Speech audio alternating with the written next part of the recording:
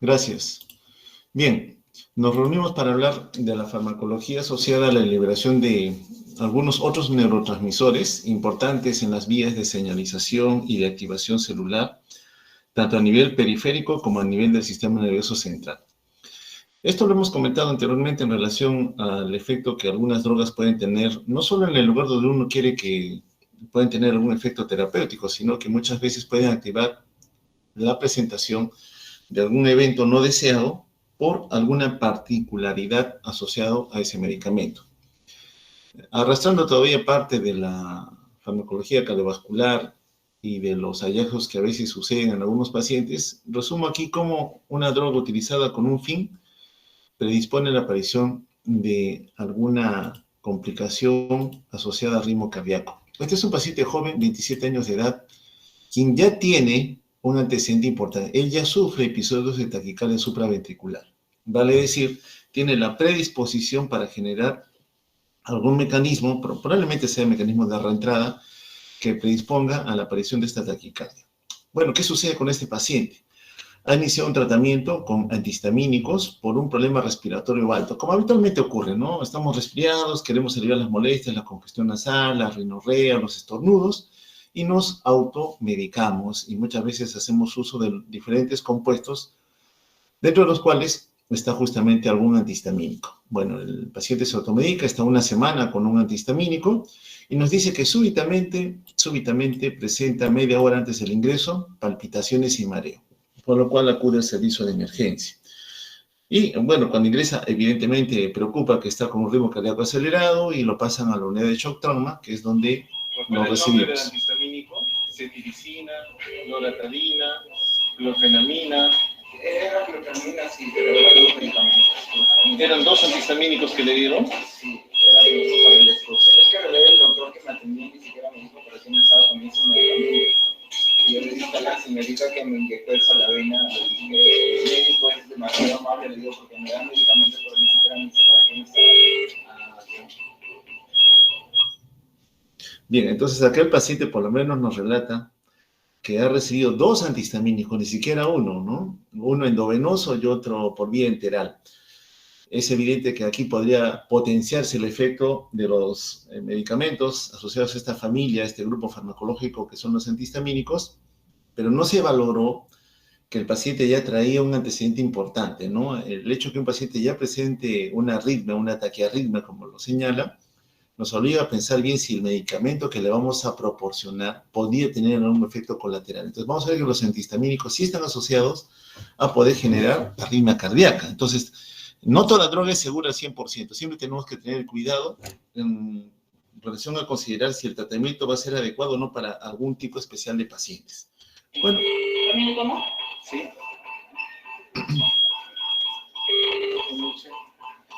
Un dato importante acá, antes de seguir, es que en todo paciente en quien usted identifique, me estoy saliendo un poquito de farmacología, un ritmo cardíaco acelerado, frecuencia cardíaca más de 100, para nosotros eso representa una taquiarritmia. Preguntamos fisiopatológicamente, ¿regular o irregular? Y nos damos cuenta que todo ritmo es regular, de una R a la otra R existe la misma distancia, ¿sí? Es regular. Y siempre valorar el QRS, ¿no? ¿Cómo está el complejo QRS? Y a grosso modo uno se fija que los QRS son angostos, ¿no? Entonces es una taquiarritmia, ritmo regular, no ve onda P en el QRS, es angosto. Y cuando vemos esto, rápidamente en nuestra memoria surge el origen, ¿no? Lo estoy hablando un poquito, valiéndome para fisiopatología, de valorar en dónde está empezando este ritmo anormal. Entonces, sabemos que el ritmo normal nace en el nodo sinusal, va al nodo AB, 3 haces internodales, un cuarto haz va a la aurícula izquierda, aquí se detiene y pasa luego al haz de His. Muy bien. Entonces, todo ritmo que nace por encima del haz de His, es decir, en el nodo sinusal, en el nodo auriculoventricular o en alguna porción de la aurícula excitable, va a ser identificada porque el QRS es angosto. Entonces, para mí ese es un ritmo supraventricular. Si viéramos un complejo QRS ancho, como lo hemos visto en algún momento, este ya me tipifica automáticamente como en primera posición que ese es un ritmo idioventricular. Entonces, estamos enfrentando a un paciente con una taquicardia supraventricular, un ritmo cardíaco regular, acelerado, en donde hay que valorar también otra condición. Disculpe que me valga de esto para lo de la reunión clínica, valorar la estabilidad hemodinámica.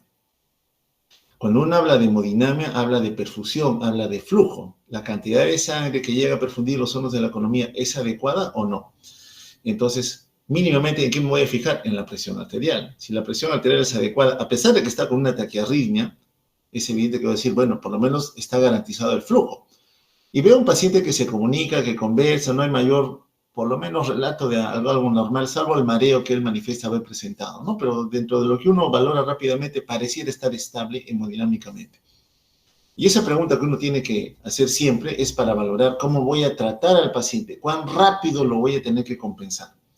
Si el paciente está estable, como es en este caso, a pesar de la taquiarritmia, yo me puedo dar el tiempo para usar alguna droga para controlar el ritmo. Pero si el paciente está inestable hemodinámicamente, yo tengo que emplear otro tratamiento mucho más acelerado, mucho más rápido para el paciente. Pero esto ya corresponde a la reunión clínica de la semana. Bueno, disculpe que haya hecho esto. Vamos acá. Sí. Voy a sacar un ratito estas líneas que están acá para que no nos molesten. Y regresamos otra vez con el manejo. ¿También lo tomo? Sí.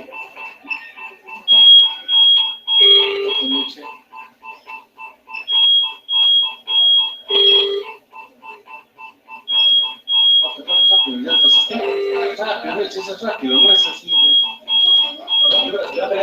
Corre cloruro. Te dije está de cloruro. No, cloruro. Claro.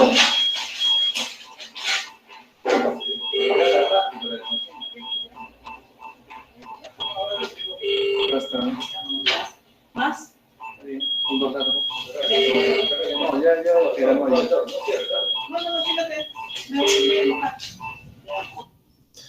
Bueno, si hay algo de malestar aquí es porque la enfermera no tenía experiencia con el uso de la droga, ¿no? Usamos adenosina para controlar el ritmo.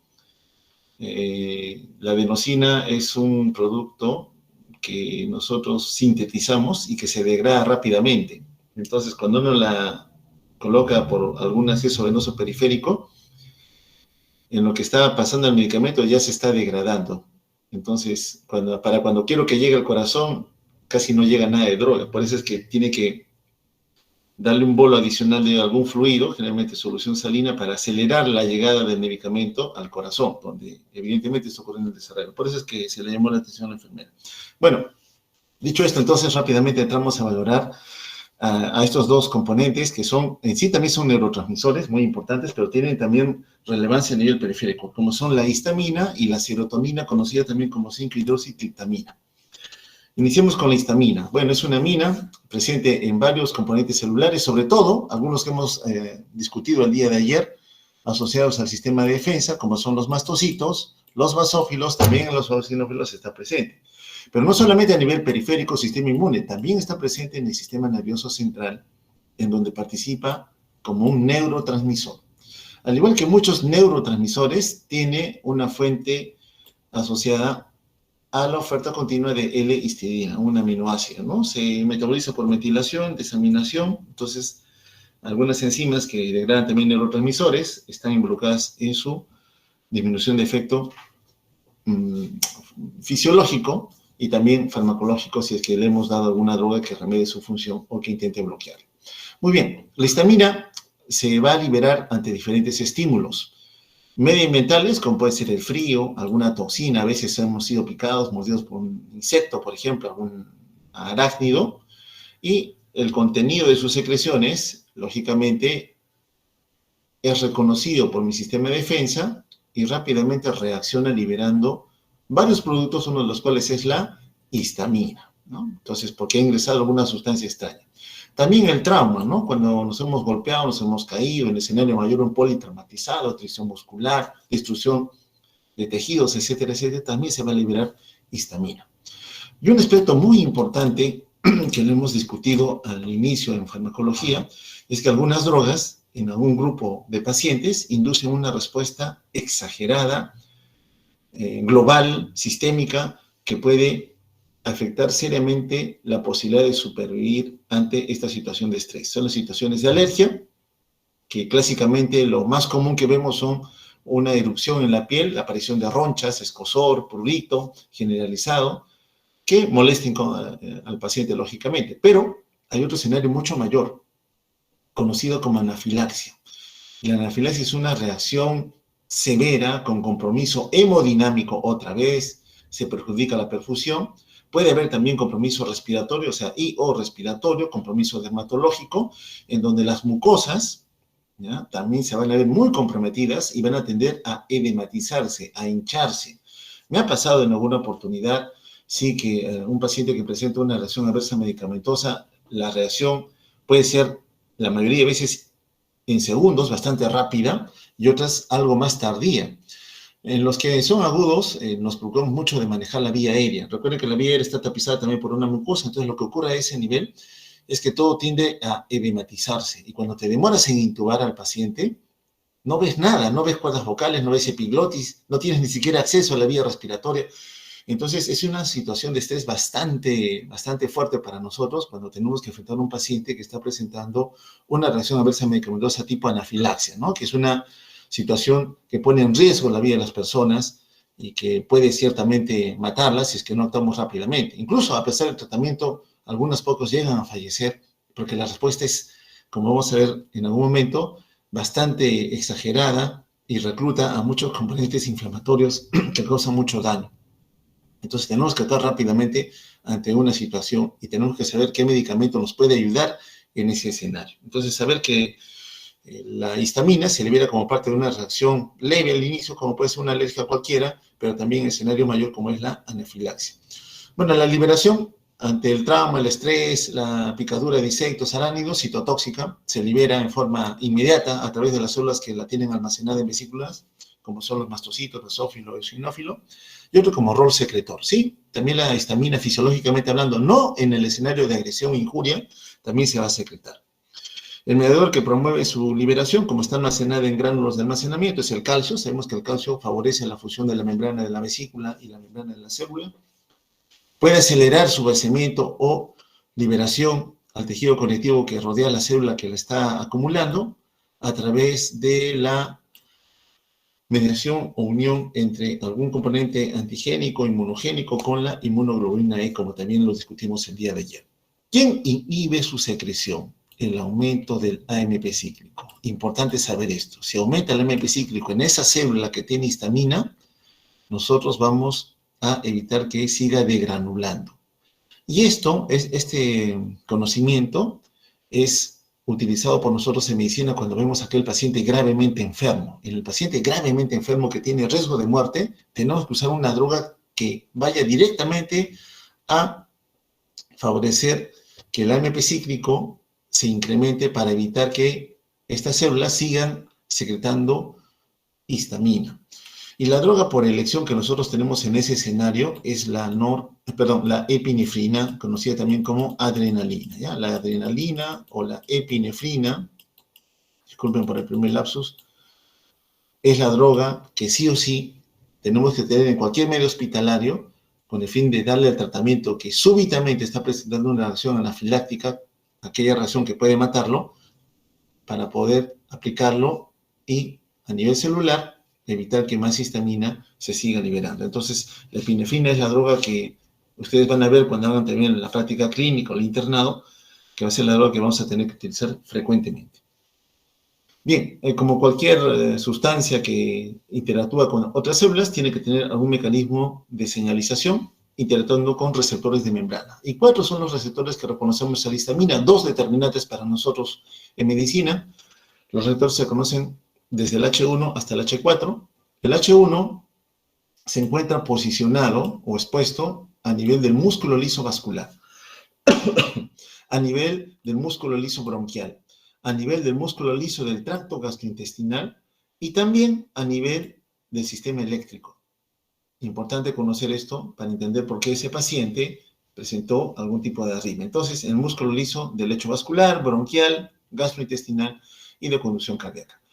Los H2 están ya mucho más localizados a nivel de las células parietales de la mucosa gástrica, donde más se les reconoce su función en relación a favorecer la mayor producción de ácido clorhídrico. También los H2 en el músculo liso vascular, también a nivel de los mastocitos y de los basófilos. Justamente esta localización permite que en los estados de alergia, al usar alguna droga que se contraponga a la histamina, pueda controlar mejor la sintomatología que acompaña ese estado de alergia. Los H3, sistema nervioso central, actúan como autorreceptores. Los H4 a nivel de la médula ósea, en donde vamos a ver que permiten interactuar con células inflamatorias para orquestar también la respuesta que el sistema de defensa puede tener en algún momento.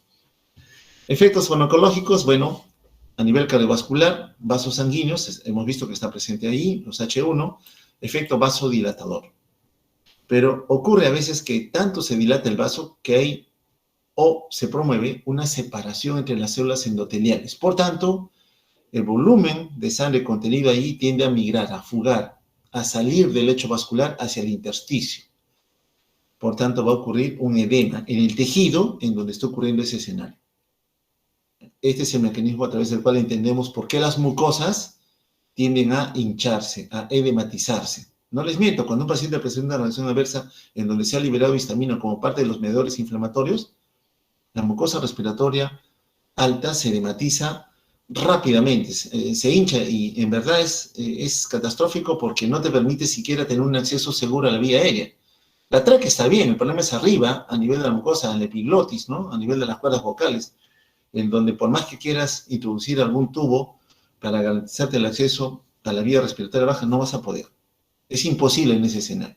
Y tenemos que acudir a los otros componentes anatómicos, como son la membrana glicotiroidea, por ejemplo, o hacer una traqueostomía de emergencia en ese escenario, con lo que tengamos a la mano. No, pero es un escenario bastante grave. Otro evento que ocurre aquí es la taquicardia refleja y directa. Hay intensa vasodilatación, el simpático detecta caída de la presión de perfusión, lógicamente se activa y produce la taquicardia, ¿no?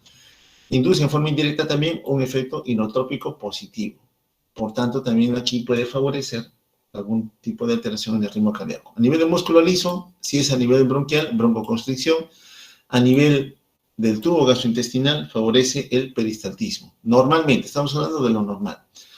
Los H2, mencionamos que mucho más posicionados a nivel de la mucosa gástrica, en donde favorecen la secreción de pepsina por un lado y por otro la secreción de ácido clorhídrico, sobre todo por la presencia de estos receptores.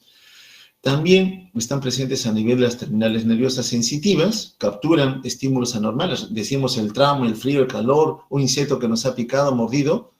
La liberación de histamina estimula también a las fibras nerviosas, a los nociceptores, y estimula localmente la aparición de prurito y de dolor, ¿no? Como una manifestación frecuente.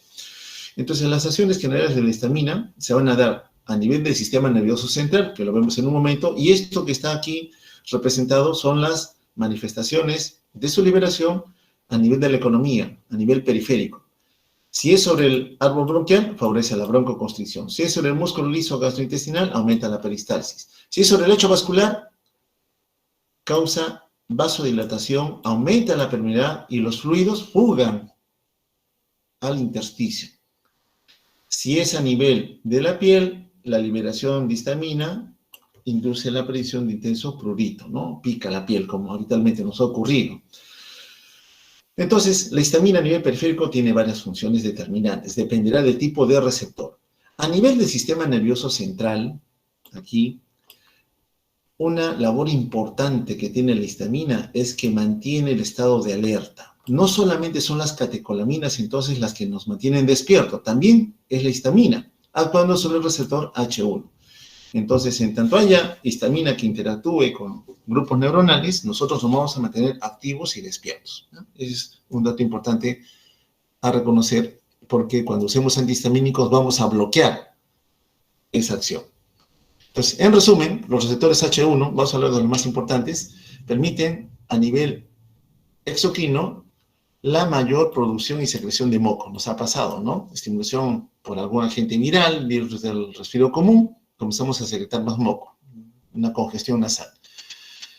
A nivel del músculo liso bronquial, favorece la broncoconstricción. A nivel del músculo liso intestinal, aumenta el peristaltismo. A nivel de la estimulación de la terminal nerviosa sensitiva, nociceptor, enrojecimiento, dolor.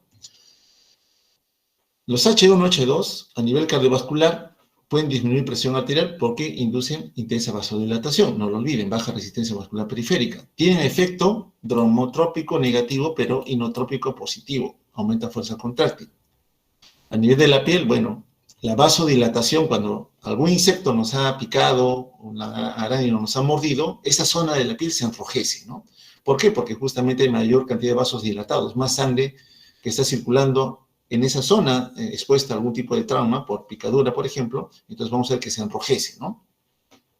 Y muchas veces también comienza a hincharse esa zona de la piel, justamente porque hay fuga de líquido favorecido por la liberación de la histamina.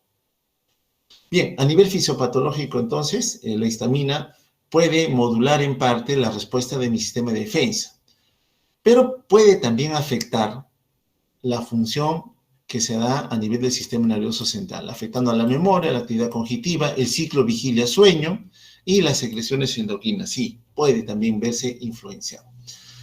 Veamos que a nivel de la médula ósea hay un grupo de receptores que se expresan allí y también existe la presencia de otros que van a responder a la histamina. Entonces, la histamina, a nivel del sistema de defensa, puede regular la activación de muchos componentes celulares, linfocitos TH2, T reguladores, TH1, células dendríticas, células B, en donde puede promover o limitar la actividad de este sistema de defensa. Esto lo vimos el día de ayer como mecanismo de hipersensibilidad tipo 1, en donde un alergeno cualquiera, que no hemos podido eliminar adecuadamente de la economía, es reconocido como tal y en algún momento se activa mi sistema de inmunidad específico, la célula B se convierte en célula plasmática, produce inmunoglobulina E, y un mastocito que estaba inocentemente por ahí, ahora que hay inmunoglobulina E, gracias a la presencia de receptores para este anticuerpo, los adhiere a su membrana.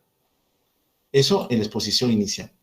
En un segundo ingreso del mismo alergeno, ese mastocito ya está preparado, ya tiene anticuerpos en su membrana, para cuando interactúa con ese alergeno, inmediatamente el mastocito libera su contenido. Y este contenido va a favorecer localmente una reacción inflamatoria. Y vamos a ver que el lecho vascular que está pegado a él o muy cercano va a verse afectado con intensa vasodilatación. Vean ustedes aquí cómo están las células endoteliales unidas estrechamente una a otra, ¿no? No hay lugar de fuga, por decirlo de alguna manera. Pero por la liberación de estos mediadores, vemos que hay separación entre las células endoteliales. Aparte de vasodilatación, hay mayor separación. Entonces, el fluido sale del lecho vascular hacia el intersticio. ¿Y qué ocurre con esa zona de tejido de la piel en sí que está siendo expuesta a la liberación de esos mediadores? Se hincha, ¿no? Edema. Tal y cual como también ocurre a nivel de las mucosas. Esto lo vimos ayer. Uno de esos componentes liberados que promueven la respuesta inflamatoria es justamente la histamina, ¿no? Que forma componente de los gránulos de almacenamiento que el mastocito ya tenía ya preformados y que ahora va a liberar en mucha mayor cantidad, favoreciendo también que localmente active el reclutamiento de otras células inflamatorias, lo hablamos el día de ayer, que finalmente ¿a qué van a llevar? A daño tisular. Va a ocurrir un daño inflamatorio, en donde el sistema inmunológico sea reclutado o convocado, va a ocurrir de una u otra manera un daño en el tejido. Pero específicamente hablando de la histamina, ¿qué es lo que va a hacer la histamina? Bueno, ya hemos analizado que a nivel vascular promueve intensa vasodilatación. Sí, ya lo hemos visto. Mayor flujo, mayor cantidad de sangre, se enrojece la piel. Pero hay mayor separación de célula endotelial a célula endotelial. Entonces, hay también fuga de líquido hacia el intersticio, se hincha. Si la liberación de esos mediadores, uno de ellos es la histamina, es sistémico, es en toda la economía, ¿cuál es el más grave? La anafilaxia. Otros tejidos también se van a ver expuestos, no solamente el local donde me ocurrió el pinchazo o la mordedura de algún insecto. Quizás he ingerido una sustancia a la cual soy alérgica, un medicamento, o quizás es un alimento que me induce intensa alergia. Entonces, esa sustancia cuando ya ingresó a la economía, está circulando, todos los órganos van a ver reconocido como tal a este compuesto y van a reaccionar liberando histamina porque los mastocitos, que principalmente las almacenan, están distribuidos en todo nuestro organismo. Entonces, cuando los mastocitos cercanos a la vía aérea se exponen a él y degranulan, esa histamina también va a favorecer la broncoconstricción, ¿no? Broncoconstricción. Se le cierra el pecho al paciente. No puede respirar. Limitación a la expiración. A nivel intestinal ya sabemos que promueve el peristaltismo, ¿no? El paciente hace diarrea como producto de efecto de la liberación de la histamina, porque hay mayor cantidad de histamina que se está liberando. Ya no es fisiológico, ahora es patológico. Y lógicamente trabajando con otros componentes más, reclutando células inflamatorias a través de la liberación de citoquinas o produciendo nuevos mediadores inflamatorios, más células, como vemos aquí, comienzan a llegar. La liberación de otras enzimas que son destructoras de tejido conectivo, proteasas, por ejemplo, terminan de consolidar el daño. Entonces, la reacción en ese escenario es ciertamente muy intensa, muy llamativa e incómoda para el paciente, y en el peor escenario, tan mal le va que esté en alto riesgo, repito, de poder fallecer. Entonces, reconociendo que hay algunas activaciones que ciertamente son patológicas, tenemos que entender que la histamina liberada en ese escenario patológico tendría que ser contrarrestada por algún medicamento. Y en este caso usamos los antagonistas de histamina. Bueno, ¿cómo trabajan estos antagonistas? Compitiendo con la histamina, lógicamente, causan inhibición competitiva. Lo lamentable es que no son selectivos, vale decir, pueden interactuar con otros receptores de otros neurotransmisores, y si es que por A o B interactúan con ellos, van a aparecer indefectiblemente reacciones adversas medicamentosas.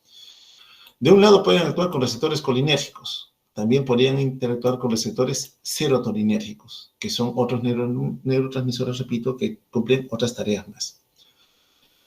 Por similitud, comparten el grupo etilamino. Entonces, las acciones van a ser a nivel periférico y también podrían ser a nivel del sistema nervioso central, siempre y cuando el medicamento tenga la capacidad de atravesar la barrera hematoencefálica, porque reconozcamos que aquí hay una limitante, ¿no?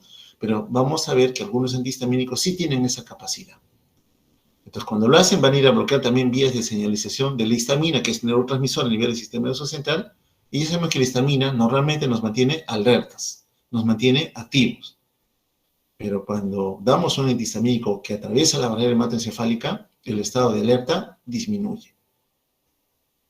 Muy bien, pero no solamente se contenta con ello, también puede allí tener rol anticolinérgico, porque la acetilcolina también es un neurotransmisor utilizado en el sistema nervioso central.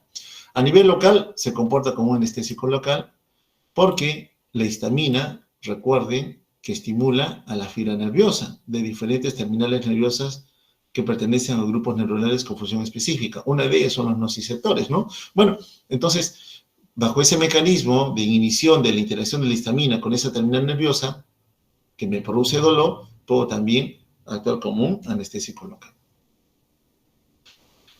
¿Los antihistamínicos tienen rol beneficioso para el paciente? Evidentemente que sí, ¿no? Muchos, la mayoría, o quien no, en algún momento ha estado resfriado y sabe lo molesto que son los síntomas respiratorios. Tengo un examen, estoy resfriado, estoy congestionado, no me permite concentrarme.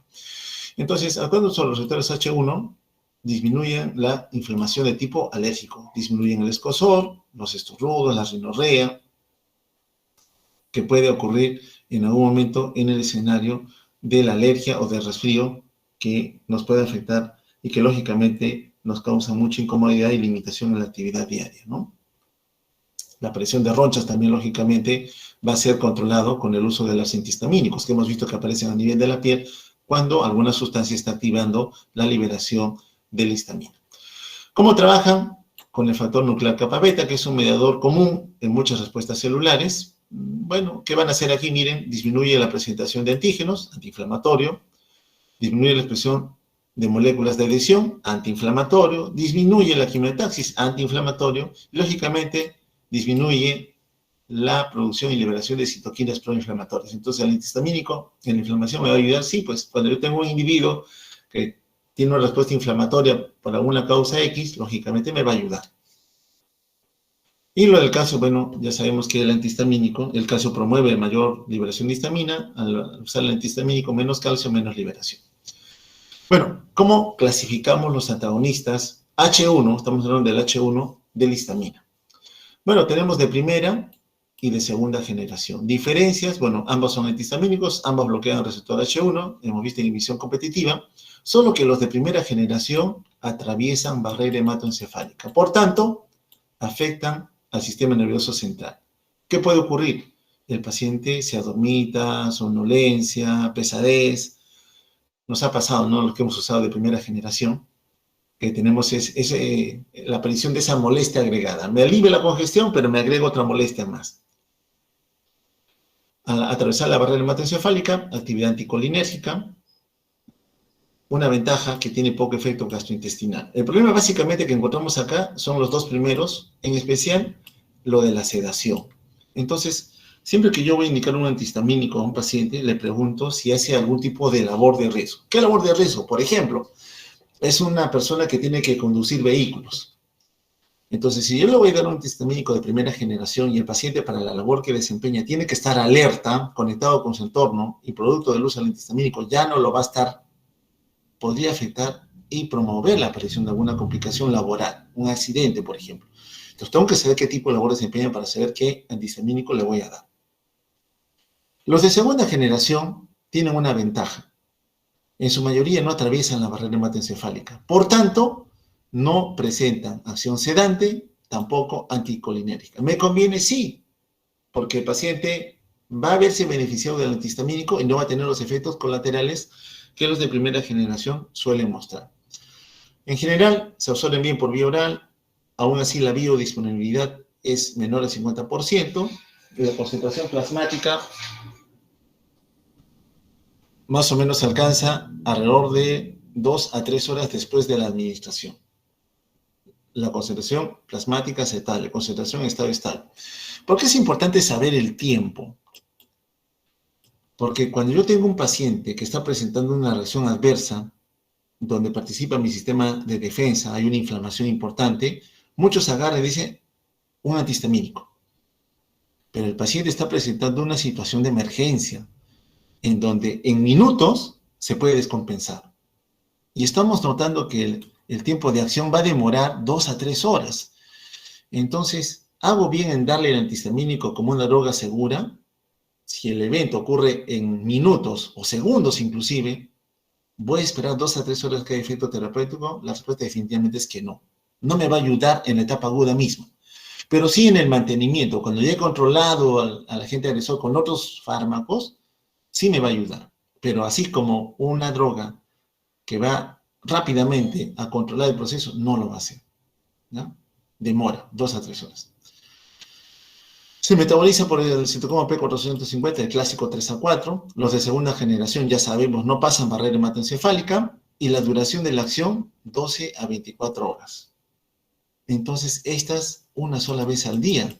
El paciente está mucho más comodísimo. Aparte que no lo sedas, no lo duermes, no hay acción anticolinérgica, solo una vez al día va a consumir el fármaco. Entonces, una clara ventaja sobre los de primera generación.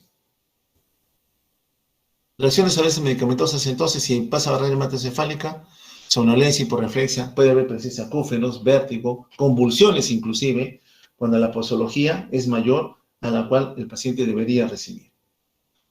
A nivel digestivo, náusea, vómito, estreñimiento, diarrea. A nivel cardiovascular, importante, puede predisponer la aparición de taquicardia, hipertensión o hipotensión arterial, depende del escenario y de la cantidad de la droga que le hayan brindado. Sobre todo esta primera, como lo vimos en el caso, si el paciente tiene una patología de base, él ya tenía episodios de taquicardia supraventricular, puede promover la aparición de nuevos episodios de taquicardia.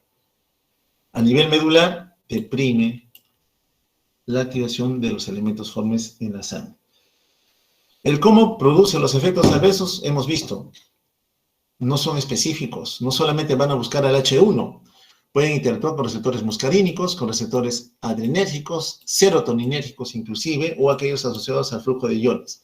Los H1 ya sabemos, sistema nervioso central, disminuye la neurotransmisión, te atonta, te duerme, te adormece, te seda en forma resumida. Es lo que pasa con los anti-H1, sobre todo de primera generación. Cuando bloqueas a los receptores muscarínicos colinérgicos, se queda en la boca, retención urinaria. Como estás bloqueando a la transmisión colinérgica, parasimpático bloqueado, el simpático domina, taquicardia.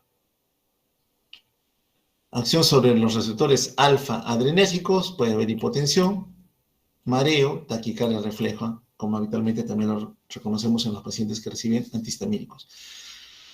Curiosamente, a nivel de bloqueo de los receptores de serotonina, pueden incrementar el apetito. Y sí, hay un grupo de drogas más dirigidas con serotonina, que lo vamos a ver luego en la siguiente presentación, que en un grupo de individuos pueden estimular el apetito, ¿no? Y se han usado así como estimulantes del apetito cuando notamos que el individuo no gana el peso suficiente o adecuado. Trabajando con flujo de iones potasio, sobre todo a nivel de corazón, pueden favorecer la prolongación del intervalo QT. Y esto sabemos que es un riesgo para la presión de arritmias ventriculares. Mucho cuidado entonces si ese individuo tiene algún antecedente cardíaco de importancia. No tratarlo, viene por decir, no preguntar. Siempre cuando hacemos la anamnesis, preguntar los antecedentes patológicos. Si tiene una enfermedad cardiovascular, determinar cuál es esa enfermedad, porque estos antihistamínicos no solamente trabajan con sus receptores, sino también participan a otro nivel. Bueno, aquí en relación a los anti-H1, que son los que más utilizamos nosotros, clásicamente yo voy a reconocer acá de los de primera generación, a la que aún utilizamos, y ustedes van a ver todavía en su práctica clínica, siendo internos, residentes o especialistas, la clorfeniramina, también conocida como clorfenamina. Esta es una droga muy buena, hay para vía enteral y parenteral, actúa muy bien, pero como es de primera generación, el paciente casi siempre me va a decir, estoy atontado, estoy con somnolencia, me alivia la congestión, los estornudos, pero estoy adormitado. Esa es la principal desventaja que tiene clorfenamina. Pero es la única que tenemos para vía parenteral. Cuando el paciente ha tenido una reacción adversa mayor, no puede ingerir algún antihistamínico por vía oral, le damos por vía parenteral con el uso de la clorfenamina. De los de segunda generación, bueno, aquí hay muchos, probablemente a veces comprando sin saber, hemos consumido cetiricina, levocetiricina, estemisol, loratadina, desloratadina, fenoxofenadina, por ejemplo, terfenadina. Hay una gran variedad de antihistamínicos de segunda generación que han inundado el mercado, porque claramente tienen muchas ventajas sobre los de primera generación. A pesar de que son sedantes, mire que la clorfenamina, comparando con otro anti-H1, como es el dimenhidrinato, seda, pero no tanto como esta otra. El dimenhidrinato lo voy a sacar acá. El dimenhidrinato es un antivertiginoso. Es un anti-H1, pero antivertiginoso. Su primera elección es para el vértigo, para el mareo. Cuando todo el ambiente que te está rodeando se está moviendo, tú te estás moviendo junto con el ambiente. Entonces, para ese tipo de escenario es muy útil el dimenhidrinato, pero tiene una desventaja. Como actúa a nivel del sistema nervioso central, seda al paciente, lo duerme, lo dormita. Un efecto secundario que tiene el dimenhidrinato es antiemético, es decir, atenúa las náuseas, el vómito. Y la mayoría lo usa como antiemético, cuando en realidad su primera indicación es como antivertiginoso. Cuando yo tengo un paciente muy intranquilo y todo, yo prefiero usar otra droga como poder antiemético, pero cuando noto que está intranquilo, incómodo y todo lo demás, prefiero usar ahí ya el dimenhidrinato como una segunda elección, pero por características propias al paciente. No es el mejor antiemético, pero ayuda mucho en diferentes escenarios y la mayoría de veces lo utilizan no tanto como antihistamínico, sino como antiemético. Bueno, usos de los anti-H1, rinitis, cualquier cuadro de alergia, rinitis, conjuntivitis, urticaria, dermatitis atópica, reacciones anafilácticas. Sí, pero en anafilaxia recuerda que los anti-H1 son demorones, demoran en actuar, no son los de primera elección. ¿Cuál es el de primera elección en anafilaxia? No lo olvides, la epinefrina. La epinefrina por excelencia, esa la inyectas ya está actuando. Los anti-H1, no, ellos van a demorar, no te van a servir para ese momento de estrés en donde tu descarga de catecolaminas es mayor porque el paciente se te está yendo. No, no te va a servir ahí. Te va a servir para el mantenimiento, más no para la etapa aguda. Entonces, entre los anti-H1, primera y segunda generación, los de primera, bien, lo malo que al pasar la barrera hematoencefálica cedan al paciente. Los de segunda no pasan barrera hematoencefálica, no cedan al paciente, tampoco tienen poder anticolinético. De los de segunda generación, todos son caros, una clorfenamina te cuesta 10 céntimos, una tabletita, baratísimo en realidad para el comercio común, versus los antihistamínicos de segunda generación. Comercial te deben estar costando 3, 4 soles cada tableta, ¿no? Cada tableta. Entonces hay varios, ¿no? Desde la vieja loratadina hasta los de última generación asociados a cetiricina. Pero, ¿qué hay de particular en ellas? Aún así pueden pasar en algo la barrera hematoencefálica, sí. El que menos atraviesa es loratadina. Y lógicamente también es la más barata. ¿Por qué? Porque fue una de las primeras en aparecer en el mercado. Y como ya han pasado tantos años, su costo se ha abaratado, comparando con los otros antihistamínicos de segunda generación. Entonces, resumamos, cuando uno da a un antihistamínico anti-H1, va buscando esto: disminuir la inflamación, el escozor, el estornudo, la rinorrea. Lamentablemente, si es de primera generación, también puedes afectar la neurotransmisión, aumentando la sedación. Puedes afectar la respuesta cognitiva completa. Tú tienes de primera generación, tienes el examen, estás en la clase en este momento y has consumido una clorfenamina, ya te estás atontando, ya te estás adormitando, quieres irte a dormir, producto del efecto de esa droga, ¿no?, con los anti-H1. Algunas pueden favorecer el incremento del apetito. ¿Por qué se explica esto? Justamente por las otras acciones en otros receptores, para serotonina, catecolamina o alguna ruta colinérgica, ¿no?, que lo analizamos también. Pero clásicamente cuando uno usa un antihistamínico es para esto. Pero no olvidar que algunas drogas que pertenecen a esta familia pueden tener otros efectos. Uno, por ejemplo, la ciprofloxacina. ¿Es antihistamínico, anti-H1? Sí. ¿Pero por qué lo usamos más? Porque me aumenta el apetito. Paciente oncológico, mucha factor de necrosis tumoral, disminuye el ánimo de ingerir alimentos. Le das ciprofloxacina, aumentas en algo el apetito de esos pacientes, justamente actuando con el bloqueo de receptores de serotonina. La prometacina puede inducir hipotensión, mareo, taquicardia, reflejo en su uso porque bloquea los alfa-2, también es un anti-H1. Difenhidramina, prometacina, aquí está el grupito un poco asociado al dimetilinato también, por efecto anticolinérgico se queda de boca, retención urinaria y taquicardia sinusal. Pero esos son efectos colaterales que uno espera obtener cuando utiliza alguna de esas drogas. Las actuales, las que he encerrado aquí casi en un círculo, son las que se ciñen a actuar a ese nivel, sabiendo de que si es que pasan la barrera hematoencefálica, pueden inducir, repito, algo de sedación. Muy bien, esto con los H1. ¿Qué hay con los antagonistas H2? El otro grupo que usamos también con mucha frecuencia, sobre todo para prevenir la enfermedad ulceropéptica en el paciente con alguna lesión ulcerosa, gástrica, tipo gastritis, úlcera a nivel gástrico o duodenal. Bueno, estos tienen como fin primordial bloquear la secreción de ácido clorhídrico y en forma agregada también inhiben la vasodilatación e hipotensión dependiente de los receptores H2. Conocemos una célula importante en la mucosa gástrica, la célula parietal, ¿cierto? La célula parietal tiene como objetivo secretar protones que se unen al cloro y forman ácido clorhídrico, sí. 3 son los estímulos que activan a la célula parietal. El nervio vago, vía colinérgica, libera acetilcolina, trabaja con una célula enterocromafin, la cual libera histamina. Entonces, el nervio vago, la vía parasimpática, no actúa directamente, sino promoviendo, por un lado, la liberación de histamina. Bien, directamente, liberando acetilcolina, tiene un receptor en la célula parietal, un receptor muscarínico M3, que estimula la célula parietal a secretar hidrogeniones. La histamina trabaja con su receptor H2, secreta hidrogeniones. Y hay un tercer estímulo, ya hemos hablado del 1, ya hemos hablado del 2, vamos del 3, que es la gastrina. La gastrina se produce en el antro pilórico, aquí. Se libera la gastrina y tiene un receptor que también estimula la secreción de protones. Entonces, la célula parietal tiene 3 jefes. La vía parasimpática, liberación de acetilcolina, la vía de la célula enterocromafin, que libera histamina, y la vía de la gastrina. Los 3 estimulan la célula parietal a nivel de la membrana vasolateral para secretar protones. Entonces, nosotros solamente bloqueamos la liberación de histamina, no actúa sobre el H2, menos producción de ácido clorhídrico vamos a obtener, y lógicamente controlamos en algo la acidez que podría estar incrementada en algún grupo de pacientes.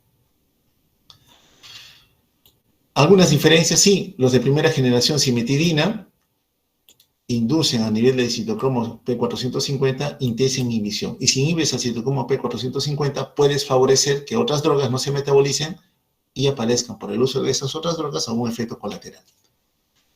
Con ranitidina, segunda generación, no ocurre ello, ¿no? Entonces, más usamos hoy en día ranitidina. Van a ver que frecuentemente todavía usamos ranitidina. ¿En dónde más podemos nosotros influir en la acción de la histamina? Porque hemos hablado de acción sobre sus receptores, bloqueando sus receptores. Pero ¿podemos a nivel celular limitar la liberación de histamina? Sí, hay algunas drogas, los derivados de la creatina, ayer en asma algo hablamos, tenemos al cromoglicato sódico. El cromoglicato sódico se da por vía inhalatoria. ¿Qué efecto tiene? Limita el broncoespasmo, un efecto que vemos fisiopatológicamente presente en el paciente asmático. Trabajan con el mastocito impide la degranulación y la liberación de sus mediadores. Nos conviene, sí, porque hemos visto que el mastocito en el asma alérgica, TH2, hemos notado que hay importante liberación de histamina. Entonces, por aquí el comunicato nos va a ayudar. Como no se absorbe por vía enteral, la única vía de acceso es la vía inhalatoria. Su indicación clásica es en el paciente asmático.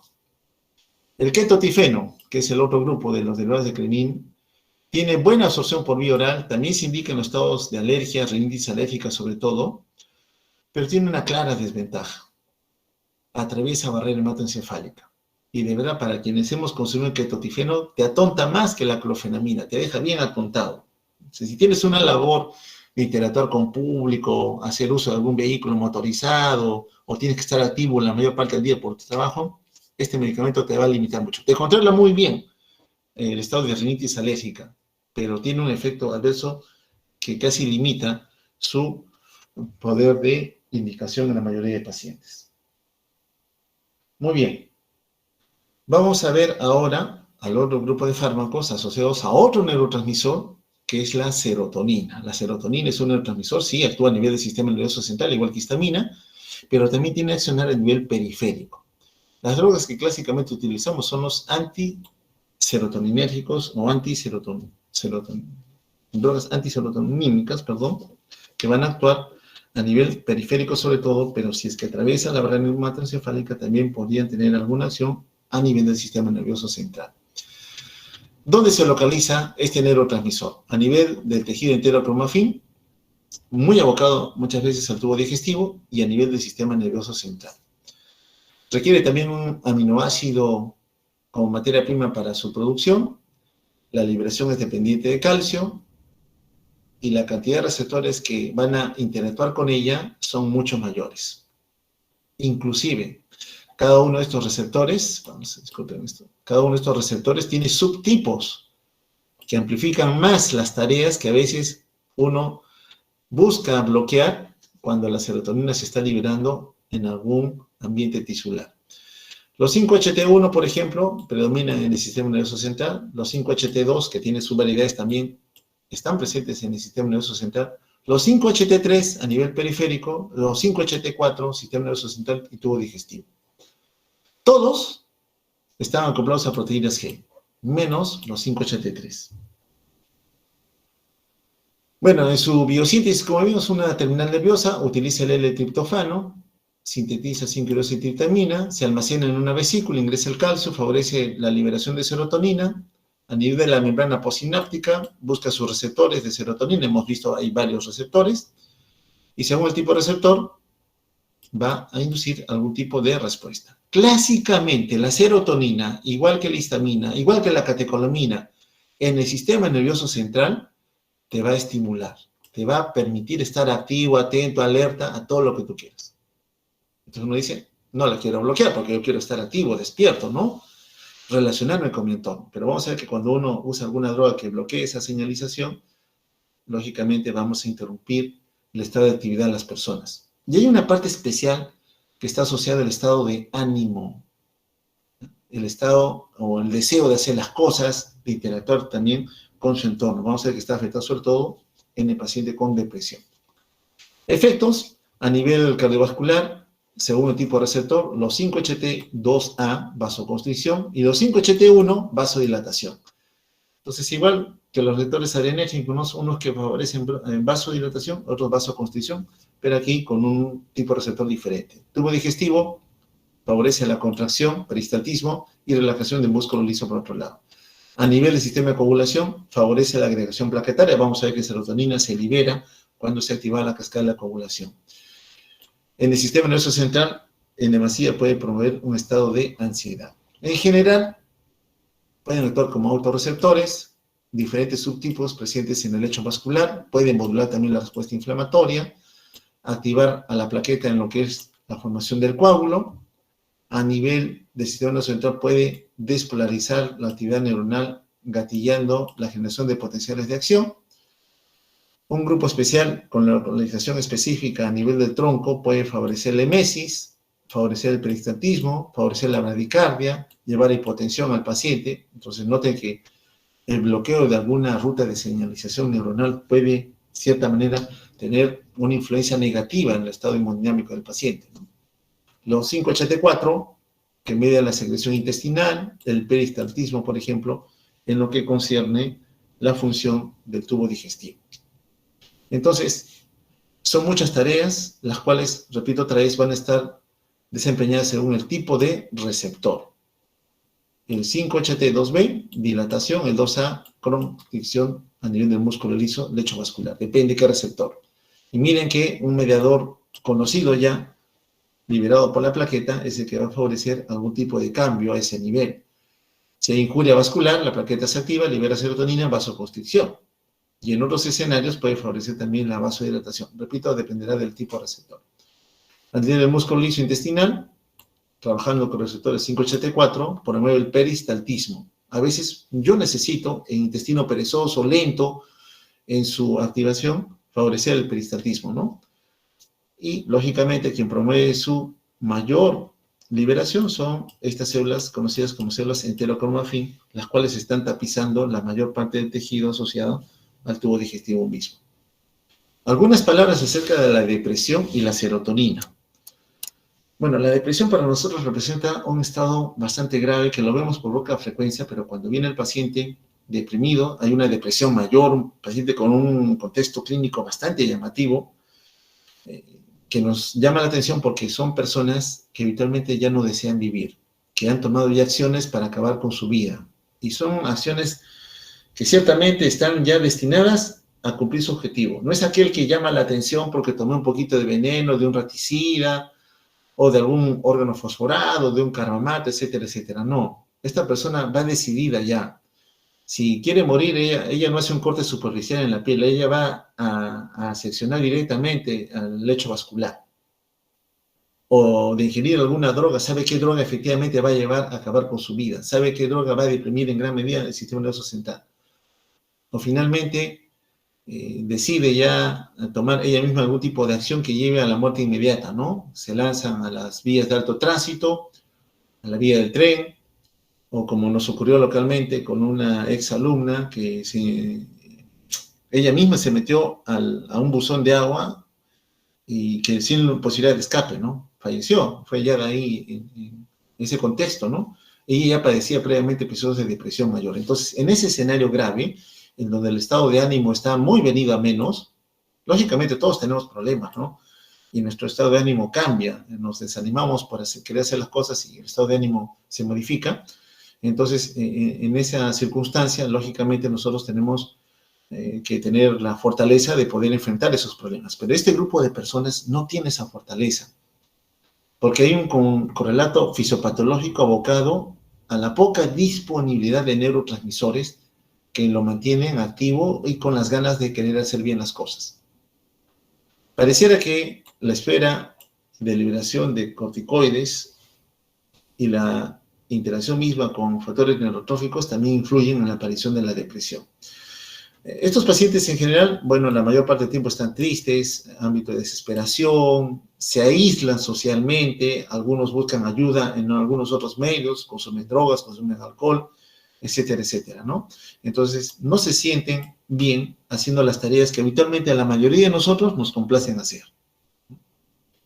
Puede afectar a cualquier grupo poblacional, ciertamente son personas, repito otra vez, que socialmente se han aislado. Fácil es en algún momento identificarlas, ¿no?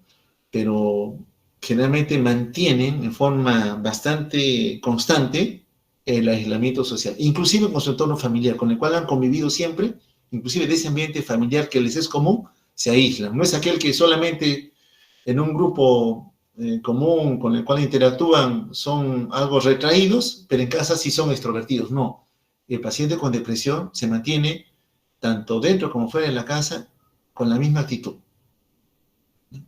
Entonces hay que saber reconocerlos porque es un ambiente patológico grave. Y repito, el escenario mayor es cuando ellos mismos intentan acabar con su vida. La serotonina, la norepinefrina, la histamina nos mantienen activos. Sobre todo las catecolaminas y la serotonina, es decir, la norepinefrina y serotonina, mantienen nuestro estado de ánimo. Pareciera que fisiopatológicamente hablando, en estos individuos les falta suficiente cantidad de serotonina y de norepinefrina. Conociendo este aspecto, es que se han producido fármacos que van a inducir el objetivo de aumentar la cantidad de serotonina en el espacio sináptico. Entonces, tenemos antidepresivos que van a inhibir la recaptación de serotonina. Si usted me está diciendo que necesito más serotonina en el espacio sináptico para que las neuronas abocadas a mi estado de ánimo me mantengan activo, en contacto con mi ambiente social, bueno, pues bien haría en inhibir su recaptación. Otro grupo que pueden trabajar con los sistemas enzimáticos, la MAO, que me degrada a las catecolaminas, parte a la serotonina, para que haya mayor catecolamina y serotonina disponible, para poder mantenerme más animado en hacer las cosas. Hay inhibidores de recaptación no selectivos, no les importa si es con catecolamina, serotonina, y otros que son francamente selectivos, ¿no? Los selectivos, que solamente van a promover que haya mayor cantidad de 5-hidroxivitamina serotonina disponible para poder mantener un estado de ánimo aceptable. En general, la mayoría van a inhibir la recaptación. Lo que queremos es que inhiba la recaptación. ¿Para qué? Para que más serotonina esté interactuando con su receptor y mantenga al individuo con este estado de mejor ánimo, ¿no? Entonces, hay estados de depresión de diferentes grados de severidad, ¿no? En el grave tenemos que estar muy atentos y alertas porque son la población muy reducida, cierto, pero más decidida a querer acabar con su vida. Las catecolaminas, bueno, tenemos un grupo que evidentemente va a promover que haya a la derecha mayor cantidad de norepinefrina disponible para que también interactuando con su receptor permita de que éste pueda interactuar mejor con aquella población que tiene diagnóstico de depresión. Un dato importante con estos antidepresivos que buscan tener mayor cantidad de serotonina en el espacio sináptico es que demoran en actuar.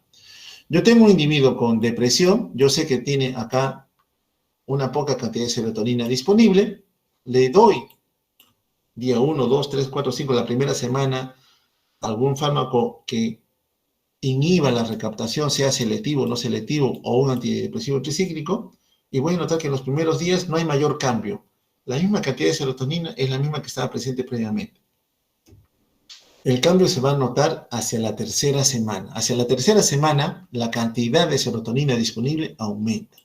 Entonces, nosotros tenemos que decirle al paciente o al familiar que está a cargo de él, de que el efecto terapéutico lo vamos a notar recién en la tercera semana con el uso de estos antidepresivos, con el fin de que recién notemos si vamos a hacer algún tipo de cambio en la posología o en la administración del medicamento. Efectos adversos, lamentablemente, como no son específicos de acción sobre los receptores, náusea, ansiedad, somnolencia, insomnio, disfunción sexual o interacción con algún otro tipo de drogas, sobre todo a nivel del sistema nervioso central. Bueno, esto promoviendo que haya mayor cantidad de serotonina. Los agonistas tendrían a un rol funcional. Bueno, recordemos algunos aspectos de los agonistas.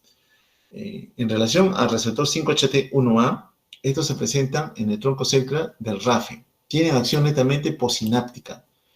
Algunos de ellos, la buspirona y sapirona, por ejemplo, que pueden actuar en el individuo en donde se usaron que tiene alta adicción al alcohol. Como se reconoció que estos agonistas estimulaban a nivel del núcleo del RAFE al centro gatillador del vómito, cuando el individuo consumía, por ejemplo, buspirona como un agonista de serotonina y en algún momento tenía el deseo de ingerir alcohol, esa combinación rápidamente inducía la aparición del vómito. Entonces, promoviendo el vómito en el paciente alcohólico, tú, entre comillas, decías, ya no va a querer ingerir alcohol. Pero el paciente alcohólico reconoció que quien inducía ese efecto era el consumo de agonista de serotonina. Entonces, ¿qué hizo? Suspendió la droga y seguía tomando alcohol. Entonces, tuvo un éxito inicial, pero después se apagó porque evidentemente el efecto que inducía no era pues el que uno podía controlar en esta población de alcohólicos, ¿no? Los agonistas 5-HT, 1B, 1D, 1F, estos sí son importantes. Voy a tratar estos de acá. Se conocen en general como triptanos. ¿Y por qué son importantes estas drogas asociadas a la acción sobre serotonina? Porque son las drogas de primera elección para el manejo de una entidad que sí vemos con mucha frecuencia, la migraña. Hay un grupo importante de personas, sobre todo las mujeres, que sufren de migraña. Entonces, antes teníamos problemas para controlarla. Hoy en día, el uso de los agonistas 5-HT1B1D1F, conocidos como triptanos, nos han ayudado a controlar mejor las crisis de migraña. El primero que surgió es el sumatriptán. Su clásica indicación es como antimigrañoso. Su mecanismo de acción es porque favorece la vasoconstricción del lecho vascular carotídeo. Algunas palabras aquí. El cerebro no duele. El cerebro en sí no duele. Tiene estructuras agregadas a él que sí pueden inducir dolor. Las meninges, por ejemplo. Ahí sí puede haber dolor. Viene la clásica cefalea asociada al síndrome meningio, ¿no? Con meningitis o hemorragia subaracnoidea, por ejemplo. Los lechos vasculares que están ricamente inervados, cuando cambia su diámetro, tanto venoso como arterial, también pueden expresar dolor. Y ocurre una particularidad acá en la migraña. Por ejemplo, los vasos durales, en la dura o en la pía, que están inervados por ramas del trigémino en este caso, expuestos a un gatillador no reconocido, induce la liberación de sustancias vasoactivas que favorecen la vasodilatación. Y cuando ocurre la vasodilatación de ese lecho vascular que esté inervado por el trigémino, se activa una señal de dolor que confluye a nivel mesencefálico, ¿no? Y esto activa la clásica cefalea o dolor de cabeza que el paciente migrañoso presenta.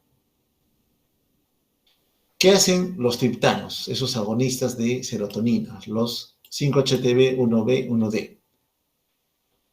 Actuando sobre este receptor de serotonina, como son agonistas, inducen la vasoconstricción.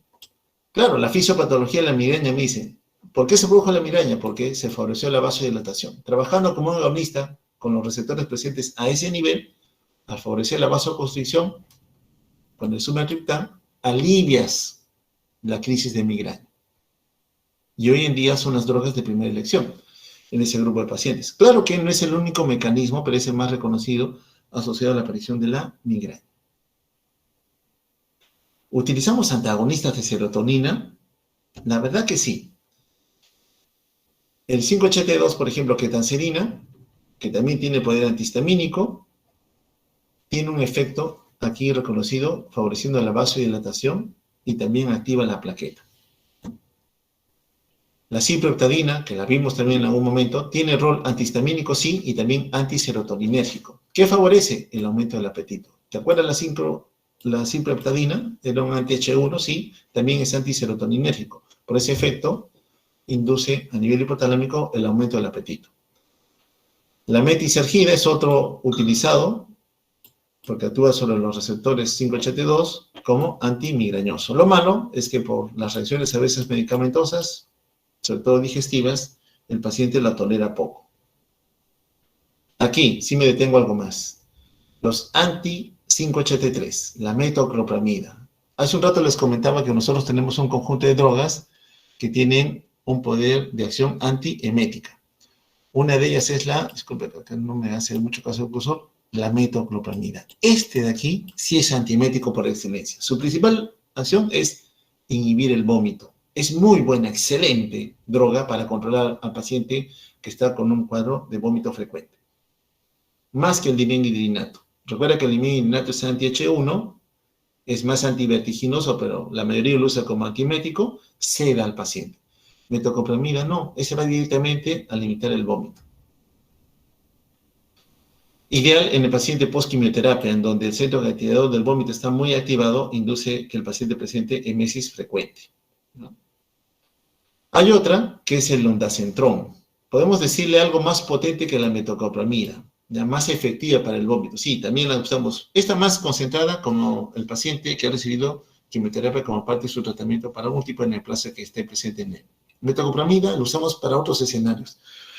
La tenemos muy a la mano, pero tiene un inconveniente.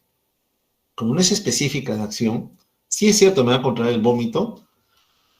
Un grupo de pacientes aqueja ansiedad como principal molestia, sobre todo los varones, los varones, a quienes reciben metoclopramida, como reacción común, al minuto 5, minuto 10 se sienten ansiosos, inquietos, como que quieren hacer algo, no les permite hacer las cosas, pero al cabo del minuto 20, minuto 30, esa molestia ha desaparecido y has controlado el vómito, pero tienes que saber que puede aparecer. que no dé miedo utilizar metoclopramida. Es muy buena droga y también es prokinético, estimula el peristaltismo. Entonces, en relación de las drogas agonistas, el sumatriptán, repito, resumiendo ya, hablando de la serotonina, muy utilizado en lo que es la migraña. En relación a los antieméticos actuando sobre el efecto gatillador del vómito, metoclopramida, ondansetron, muy buenas drogas antieméticas, sobre todo en el paciente con quimioterapia. Hablando del escenario de la depresión, aquí tenemos a los inhibidores de la recaptación de serotonina, los antidepresivos, fluoxetina, amitriptilina, por ejemplo, que los utilizamos clásicamente, recordando de que el beneficio, la mejoría de los pacientes se va a dar recién a la tercera semana. Muy bien, aquí acabamos esta charla. No sé si tienen alguna duda, pregunta, comentario que pudiera hacerme